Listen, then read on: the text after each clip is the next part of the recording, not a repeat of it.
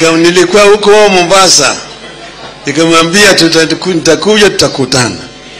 Nilipokuja tukakutana na yeye, akaniambia mimi nataka tuungane pamoja turudi kwa kiwanja. Basi nikasema tuendelee. Wiki iliyopita tulienda naye katika mkutano kule Kamkuji, Nairobi. Yeye kule akaongea na Wakenya na akasema maneno ambayo amerudia tena hapa ya mambo ya Kenya Incorporated. Ati Kenya ni kampuni, kuna wengine wanahisa, wengine wanahisa mingi zaidi, wengine wana kidogo, wengine hawana chochote, ni hoi hai hawindi.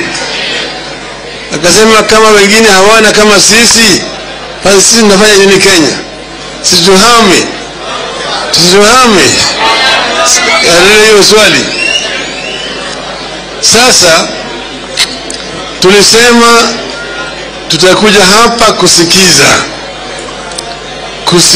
viongozi wa Murang'a wakiongea, na nimeketi hapo kwa makini sana nikisikia wale wa vijana, wale wazee na wakina mama wakiongea.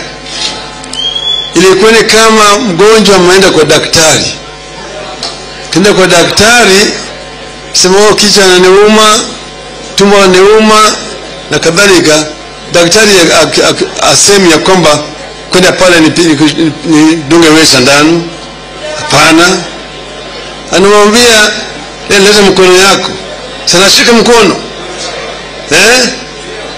Alafu sana anachukua ile kipima nini? Anaweka kwa sikio hapa. Fungua shati. Aweka na pima kiherehere yako. Sio? Alafu anakuja kitu kingine anafunga mkono yako hapa.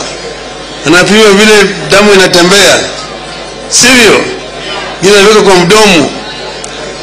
Kipima joto ili ajue joto yako namna gani.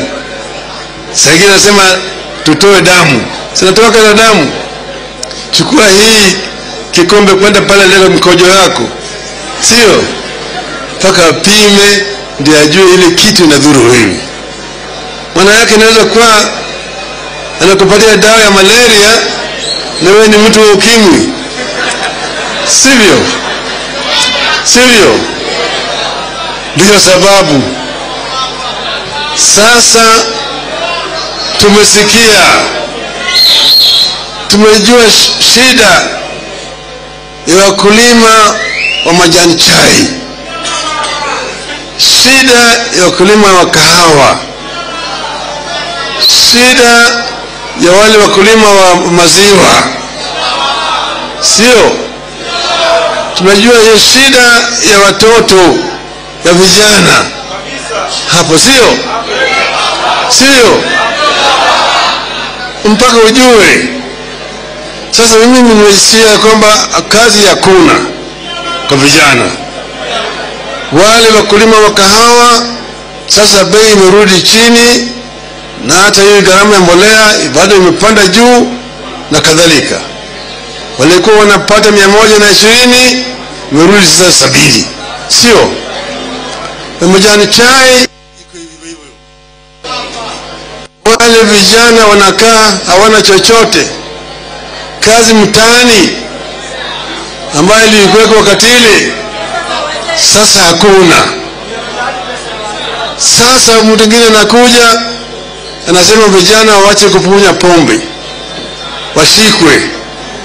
Vijana wanakunywa pombe kwa sababu hawana kazi.